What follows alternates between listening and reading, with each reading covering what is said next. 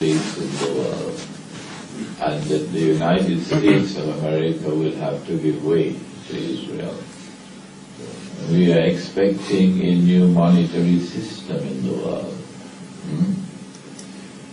that will replace the monetary system in which the US dollar was dominant. We have said it several times that the new monetary system is intended not only to continue the rip-off, and yet they give fatwa, it is halal. But the new monetary system is intended to further advance in the direction of imposing an economic and monetary dictatorship upon all of mankind, so that you can rule the world. The attack on Libya and the use of the Security Council of the United Nations to impose a no-fly zone is a very, very plain and clear message to mankind that world government has come. No country has sovereignty now. We can invade, we can occupy, we can do anything we want in the world. We are the masters of the world. World government is coming. That world government is meant to advance the cause of imposing a political dictatorship upon all of mankind, so that one people can rule the world on behalf of one person, and he is Al-Masih al-Dajjal. We spoke, I think, probably the first day about so many other events that are occurring, that the last people to come out of Dajjal will be women. You know the hadith. And the attendant data that is together with this coming out of women is that they would dress and yet be naked, that they would dress like men, etc. And the evidence is already here that they have come out. This is the feminist revolution, which I believe we'll be looking at today. But then where is he? It seems that he has been released. It is at the very same time that the Qibla was changed. It was at the very same time that the Nasakh took place, the changing of the Qibla, the changing of the law of fasting, and the changing of the law of the punishment of zina. At that time that Allah declared, Tilka ummatun qad khalat.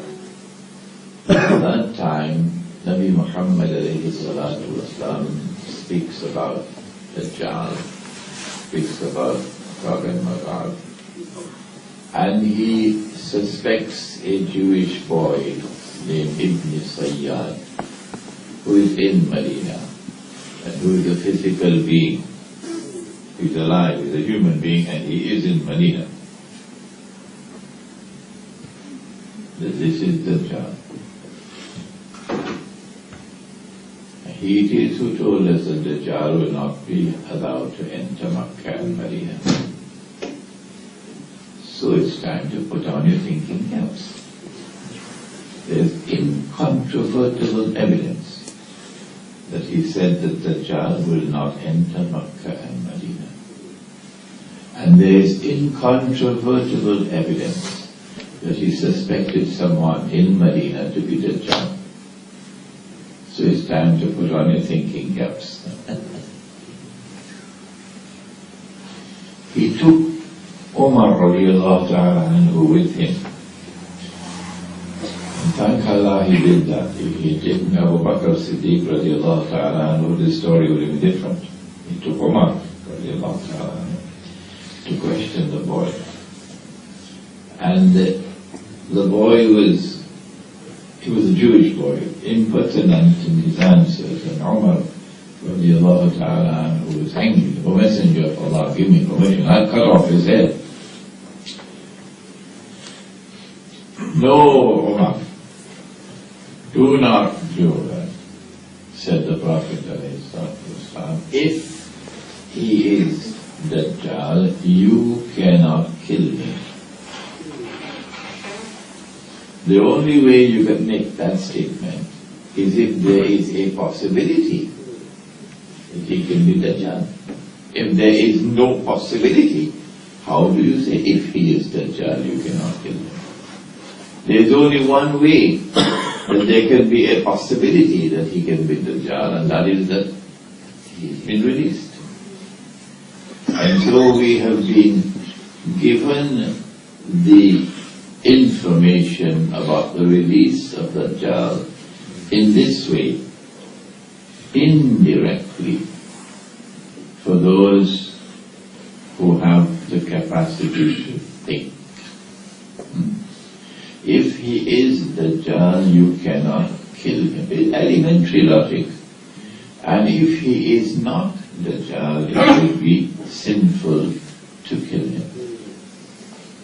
From this we conclude that no one is under any obligation whatsoever to accept our conclusion. No. There are many other versions of the subject of Dajjal out there. Some of them quite colorful, in fact. So people are free to choose whichever one they want. There's no obligation to accept our explanation of the subject at all.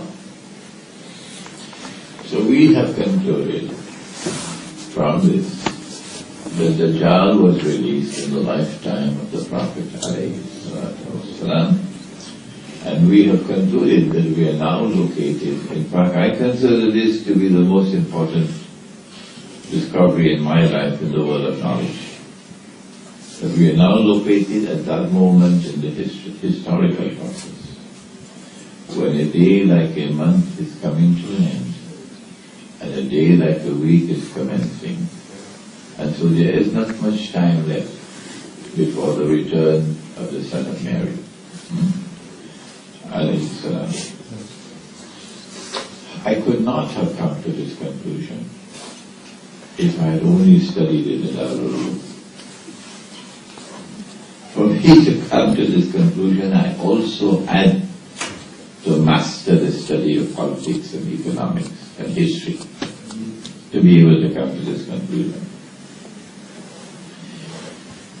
Is there any reference to Dajjal in the Quran?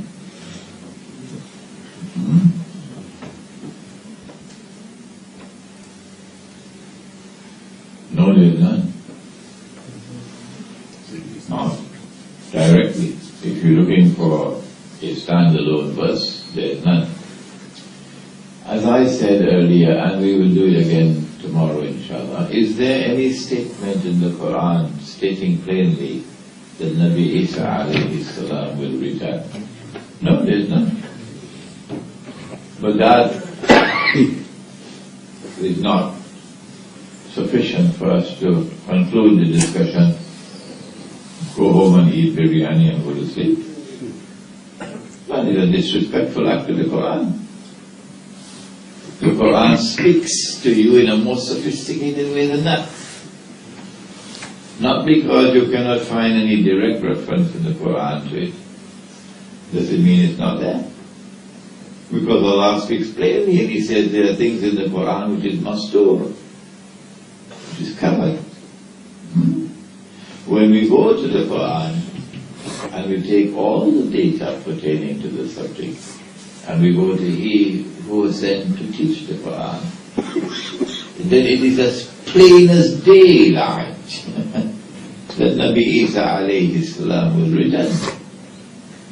But those who choose to reject that view, that's up to you. We're not going to pick up boxing gloves with you. No, sir, not at all. We have more important things to do. Similarly, to say, well, there is no reference in the Quran to Dajjal, so we can go home and have dinner and go to sleep. That's your choice. It's an act of disrespect to the Quran, which is a book for لِقَوْمِ يَتَفَكَّرُونَ أَفَلَا يَتَدَبَّرُونَ الْقُرْآنَ. And so we need to go to the Quran and to take all the data pertaining to the subject, and then go to the hadith of the Prophet ﷺ, and then probe to see the message that the Quran gives concerning Dajjal, if there is one. And in the short time that we'll take this morning, we look at two of these.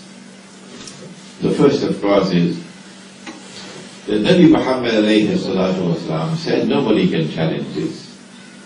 He said recite the first 10 ayat of Surah Al-Kahf for protection from the fitna of Dajjal. So directly establishing a direct link between Surah Al-Kahf of the Quran and the fitna of Dajjal. Okay?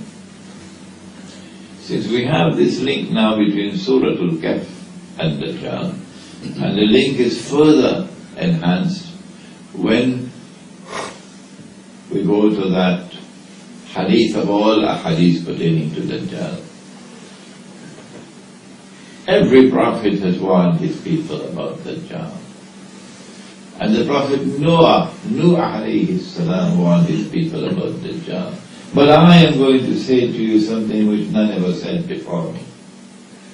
Dajjal sees with the left eye, he is blind in the right eye, it looks like a bulging grip. But your Lord is not one eye. Between his eyes, on his forehead, is written the word kafir. And every mu'min will be able to read it, whether he is katib or ghayru katib. We have dealt with this already in this retreat. Those who choose to understand this literally are entitled to do that. We have not been appointed as their teachers. They're entitled to hold their view. The implication, however, is, since they believe that Dajjal literally has one eye and is blind in the other eye, in the next 20 to 30 years, I believe, it should not be more than that, when a man stands up in Jerusalem, after Israel becomes the ruling state, and after this man has achieved the state of ruler of Israel and ruler over the world, like Obama is ruling from Washington, and Masjid al-Aqsa has been conveniently demolished, perhaps with an earthquake. That's why we're having all these earthquakes now. So when that one happens, what's the big thing? Everybody having earthquakes. And then he reconstructs the temple. Shortly after he reconstructs the temple, I expect him to make the declaration. Because he can't make the declaration before he reconstructs the temple. I am the Messiah. It's going to happen. When that happens, it will be as plain and as clear as dazzling sunshine to these who are my students. That is Dajjal. I mean, it is so plain and clear. He says he is the Messiah. He is a Jew. He's a young man. He's powerfully built. He has curly hair. He's ruling the world from Jerusalem. Israel is the ruling state. He's just reconstructed the temple. What more do you want? He is Dajjal. But along comes he who says, no, he cannot be Dajjal. Because the prophet said, Dajjal has one eye, and this man has two. He can't be Dajjal. That is the price that they will pay. Because he would be Dajjal. It is they who have misinterpreted, misunderstood the hadith. He has one eye, he sees with his left eye, and the left eye symbolizes, we have said, knowledge externally acquired, knowledge externally acquired. And the right eye symbolizes internal knowledge, internal insight. The external eye, the internal eye.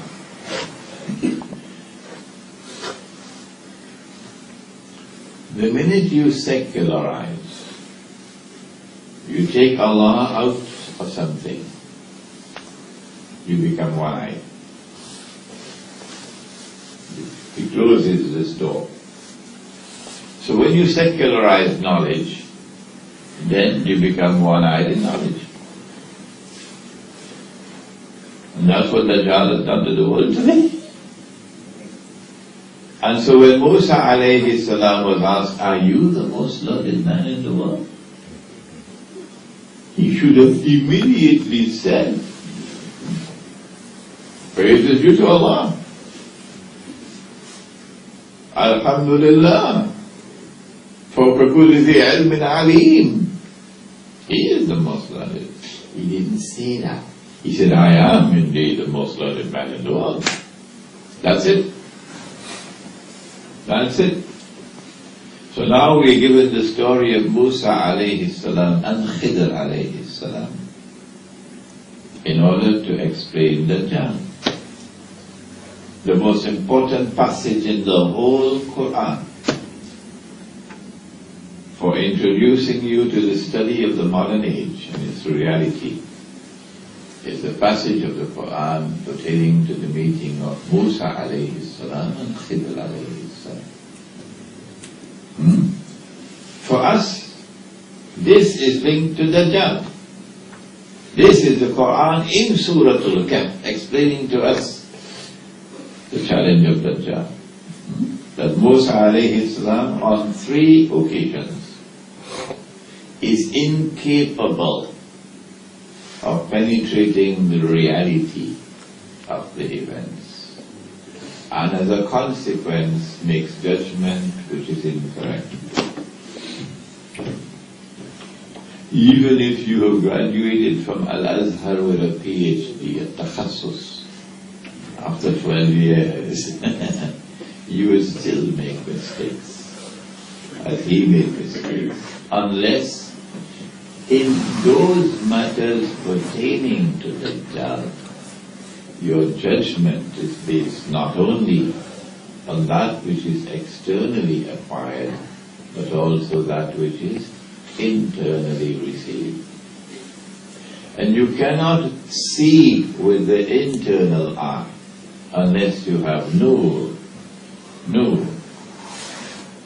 Dajjal is blind in the right eye. And we also will be blind in the right eye unless we have nur with which to see. And so Surah Al-Kahf comes now with its second link to Dajjal. And that is what we did last night.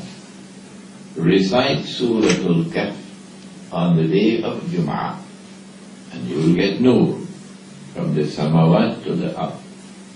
You know what is samawat now. And that nur will stay with you until the next Jum'ah. The Sufis give us an elaborate theory of nur. And my teacher, Maulana Fadlur Rahman Ansari Rahimahullah, has often spoken and even written about it. But he trained me to be very critical in my thinking. He trained me like that. And as a consequence, even though almost 40 years have passed since he died, I have still resisted teaching and writing on some subjects on which he taught and writing, using my judgment. And this is one of them. So you will not see in my writing, and you will not hear me quoting certain ahadith which he quoted, my own teacher. And no one can doubt my love for him. No one can doubt the debts I owe to him for whatever little knowledge I have.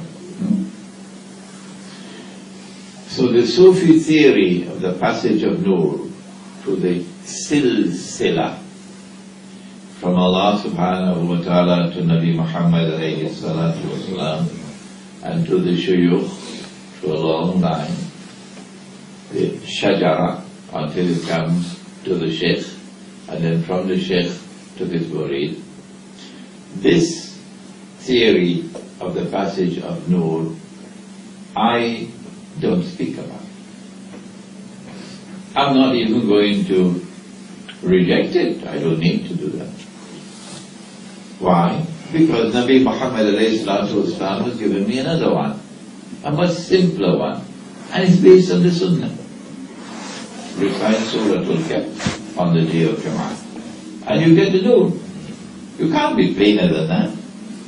So we have here now links between Surah Al-Kahf and Dajjal. Because in order to deal with Dajjal, you need the Nur. He comes with shirk.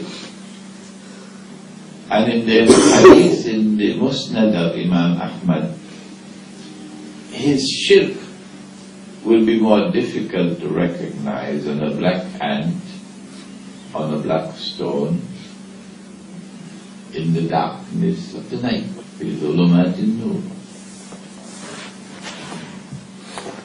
How can we see something which is so hidden, a black ant on a black stone in the darkness of the night? Answer: you need a torchlight. You need light. So it is not with classical education that you'll be able to recognize the shirk. No. It is with internal, intuitive, spiritual insight to know from Allah. اتقوا فراسة المؤمن فإنه ينزل بنور الله. And so we can recognize the shirk of the modern political system, claiming to be sovereign, claiming to have absolute authority, claiming to be able to be supreme lawmaker, claiming to have the authority to make halal what Allah made haram, and make haram what Allah made halal. And Surah At-Tawbah tells us that's shirk. This link between Surah Al-Kahf and Dajjal is therefore established. The Nur and the passage of Musa alayhi salam and Khidr alayhi salam. But there's another one before we end this morning. At the very beginning of Surah Al-Kahf, Alhamdulillah alladhi anzala ala abdihi al-kitab wa lam yaj'al lahu 'iwaja wa lam naj'al lahu 'iwaja. Praise be to Allah who sent on his servant this book and has ordained that in this book there is no crookedness. I wonder why. Why does he make this statement? Oh, I need only 5 rands worth of intelligence, not more than that, to recognize that he is saying crookedness here, because he wants to direct my attention to the crookedness which has come to the book through the changes which they made in it.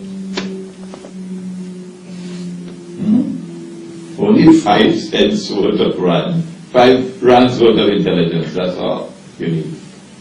So now I have a link between Surah Al-Kahf and Dajjal, okay, the first 10 ayahs. And I have a link between Dajjal now and the changes made in the book. So now I go to the changes made in the book. And when I go to the changes made in the book, meaning not the Quran, the previous scriptures, Bible, oh, now I can read the world so clearly. When last you travel with Dajjal donkey, you notice the last thing that happens before you board the donkey, is the alcohol. Huh? And the first thing you see when you get off the donkey in the other airport is it? Alcohol. Have you ever traveled with a donkey? Have you seen it? Yeah. So now we go to the book. And guess what they did? They said that he, the Prophet, وَنَعُوذُ بِاللَّهِ مِنْ هَذَا, that he drank like an American college student, they call it binge drinking, until you are stone drunk. A prophet? His daughters did it. Oh, that's worse. They got their father stone drunk. And when they got him stone drunk, وَنَعُوذُ بِاللَّهِ مِنْ هَذَا, the first daughter slept with him to become pregnant. And when she became pregnant, then the second daughter slept with him to become pregnant. It's there in the Bible. So incest is what they wrote into the Bible with their own hands. And alcohol, consumption of alcohol in this way, is written in the Bible with their own hands. It's a lie. So they pay the price for it. So Dajjal attacks now. And he attacks with alcohol. And he attacks with incest. And so you see, they planted an evil seed. And Allah in His wisdom ensures that history will not end until that evil seed grows into an evil tree, and there is no one who can cut it down. This is how to read the scripture and read the world around us. So incest is not here by accident. We know it's going to grow more and more. And alcoholism and drug addiction is not here by accident. It's going to grow more and more. They changed the word of Allah when they said that it is haram for an Israelite to lend money on interest to another Israelite. It's still there in the Bible up to now. Still there. Come on, Rabbi, tell me why is a Jew not allowed to lend on interest to another Jew?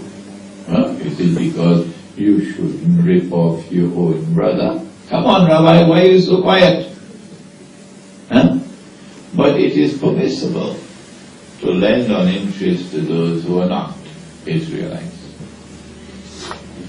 So it's permissible to rip off the cockroaches, the ummiyun.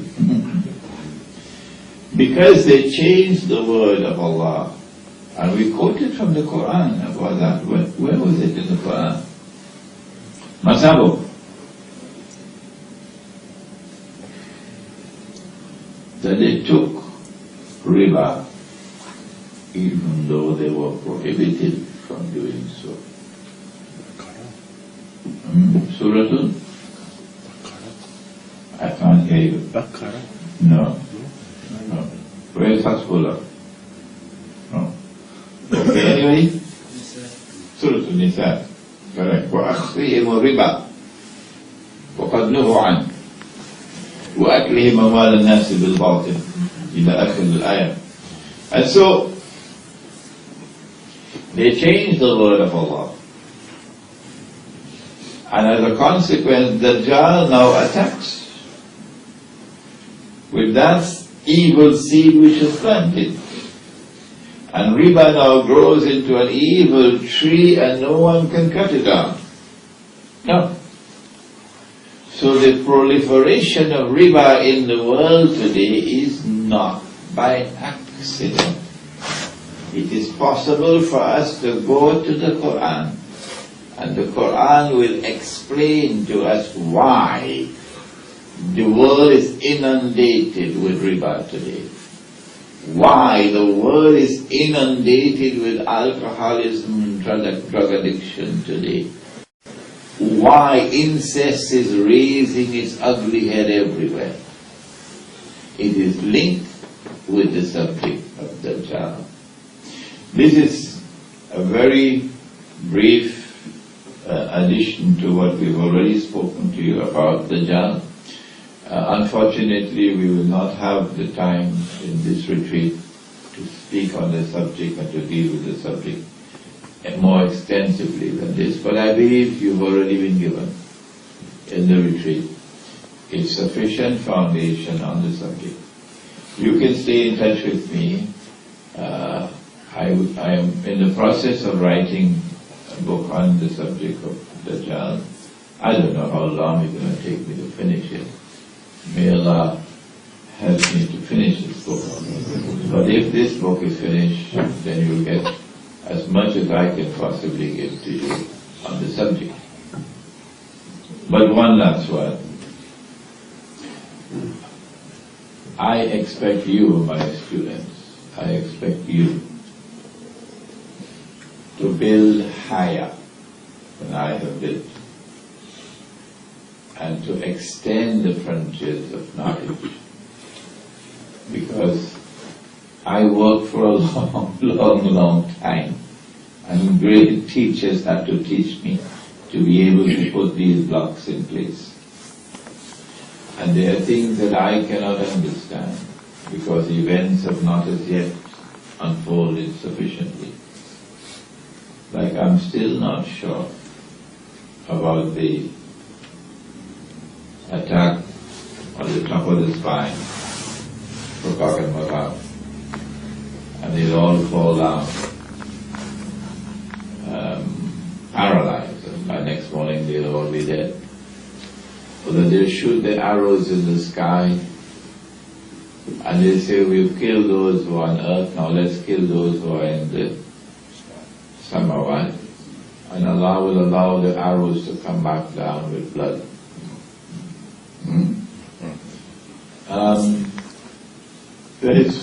You have to learn some more about space, the application of military technology to space, to be able to help deal with these studies. So I expect that there will be from you all those who will apply yourselves to the study of the subject. It will take you just a little time to study and master what it took me a lifetime to do. Just a little time for you. And then you will continue the work to be able to explain the subject even more in the time that lies ahead. رَبَّنَا تَقَبَّلْ مِنَّا إِنَّكَ أَنْتَ السَّمِيعُ الْعَلِيمُ وَتُبْ عَلَيْنَا يَا مَوْلَانَا إِنَّكَ أَنْتَ التَّوَّابُ الرَّحِيمُ بِرَحْمَتِكَ يَا أَرْحَمَ الرَّاحِمِينَ. Thank Allah he did that. If he had taken Abu Bakr Siddiq radiallahu ta'ala anhu, this story would have been different. He took Umar radiallahu ta'ala anhu to question the boy. And the boy was a Jewish boy, impertinent in his answers, and Umar radiallahu ta'ala anhu was angry. O Messenger of Allah, give me permission, I'll cut off his head. No, Umar, do not do that, said the Prophet ﷺ. If he is Dajjal, you cannot kill him. The only way you can make that statement is if there is a possibility that he can be Dajjal. If there is no possibility, how do you say if he is Dajjal, you cannot kill him? There is only one way that there can be a possibility that he can be Dajjal, and that is that he's been released. And so we have, together with this coming out of women, is that they were dressed and yet be naked, that they were dressed like men, etc. And the evidence is already here that they have come out. This is the feminist revolution, which I believe we'll be looking at today. But then where is he? It seems that he has been released. It is at the very same time that the Qibla was changed. It was at the very same time that the Nasr took place, the changing of the Qibla.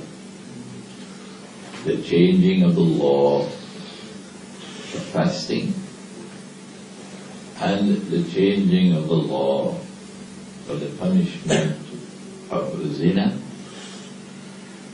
At that time that Allah declared, Tilka ummatun qad khalat.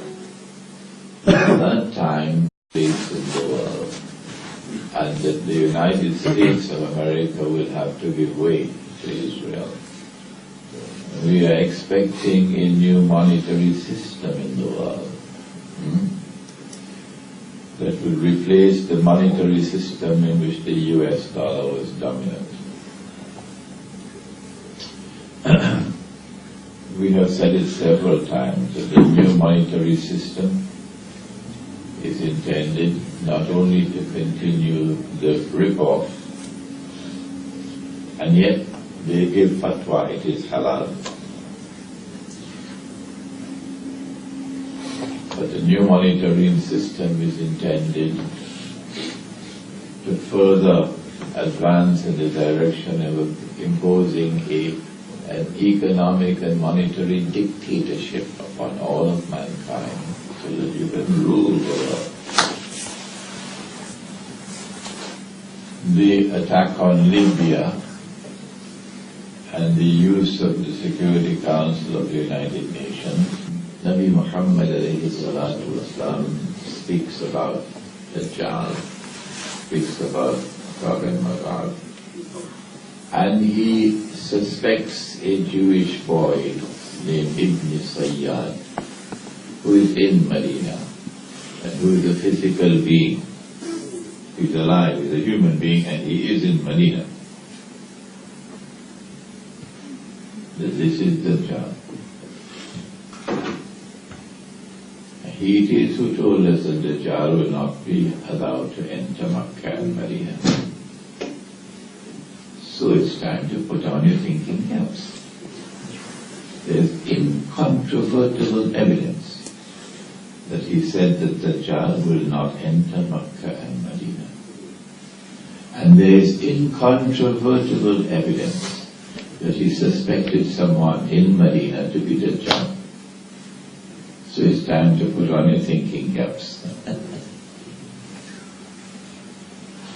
He took Umar radiallahu ta'ala anhu with him to impose a no-fly zone.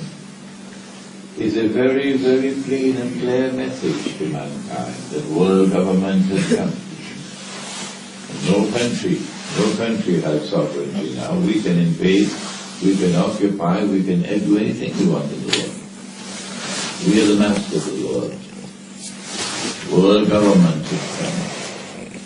And that world government is meant to advance the cause of imposing a political dictatorship upon all of mankind, so that one people can rule the world on behalf of one person, and he is Al-Masih al-Dajjal. We spoke, I think, probably the first day about so many other events that are occurring. That the last people to come out of the Dajjal will be women. You know the hadith. And the attendant data that